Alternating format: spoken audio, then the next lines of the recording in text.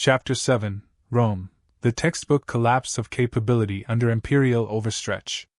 The rise and fall of the Roman Empire is the most studied arc of imperial history, yet the true engine of its decline remains obscured beneath layers of literary metaphor, moral interpretation, and political mythology.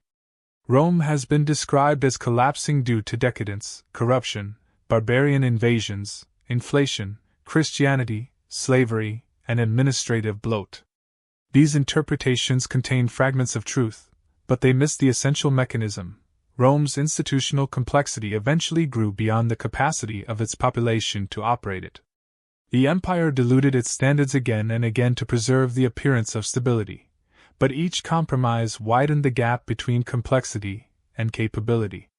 Rome did not fall because of a single catastrophic event. It fell because its human capital base eroded while system requirements kept expanding. The collapse, when it came, was simply the moment accumulated mismatches reached failure. Rome began as a small, highly cohesive city-state with a dense network of capable citizens. The early republic was governed by an elite class trained from childhood in public affairs, military leadership, and civic duty. Even ordinary citizens were expected to serve militarily and participate in public life. Competence in civic and military functions was widespread within the citizen body. Early Rome embodied a surplus of capability relative to its modest complexity. Rome's first major complexity shock came during the Punic Wars. Victory over Carthage thrust Rome into responsibilities far beyond anything it had previously experienced. Conquests introduced vast territories requiring administration, taxation, and defense. The Republic could no longer rely solely on citizen soldiers. It needed governors, tax collectors, naval officers, engineers, and logisticians. Administration expanded rapidly but not systematically. Tax collection was outsourced to private contractors who enriched themselves while destabilizing provinces. Provincial commands became vehicles for personal enrichment rather than disciplined service. Governors who once served short accountable terms became quasi-autonomous rulers. Political competition hardened into violence as elites fought for access to provincial wealth. Complexity had outpaced institutional capacity. Standards fell. The transition from republic to empire reflects this capability strain. As complexity grew, republican governance could no longer maintain discipline. Urban populations grew less militarized.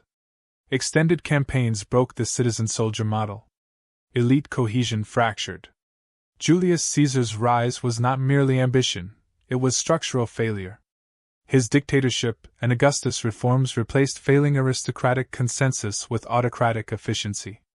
Rome lowered political standards because it could no longer sustain republican complexity. For centuries, the Principate stabilized the empire through institutional continuity, military discipline, and high administrative capability. The early emperors relied on a competent senatorial class, equestrian administrators, and a professional army. But even at its peak, Rome depended on maintaining high capability density across a vast empire without modern education or communication. As long as population and prosperity held, the system endured. But structural erosion began long before visible collapse. The first major erosion came from demographic decline. Plagues, especially the Antonine and Cyprian pandemics, killed millions, particularly in urban centers where skilled populations were concentrated. Elite fertility declined. Wealthy families produced fewer children.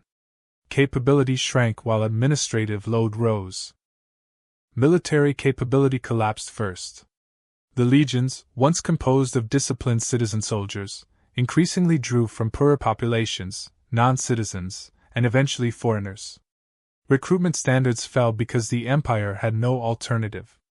Borders demanded manpower the population could no longer supply at quality. By the late 4th century, Roman military writer Vigetius openly lamented that soldiers no longer trained properly, abandoned armor because it was too heavy, and lacked discipline. This was not hindsight, it was a contemporary diagnosis. The army no longer possessed the capability to enforce its own standards. Training had collapsed because the system could not sustain it. The transition from citizen armies to professional armies to barbarian auxiliaries illustrates the model perfectly. Early legions executed complex maneuvers with precision. As recruitment diluted, training shortened and discipline weakened. By late antiquity, many Roman units were effectively foreign warbands on imperial payroll. This preserved the illusion of power while hollowing out strategic capacity. Administrative decline followed.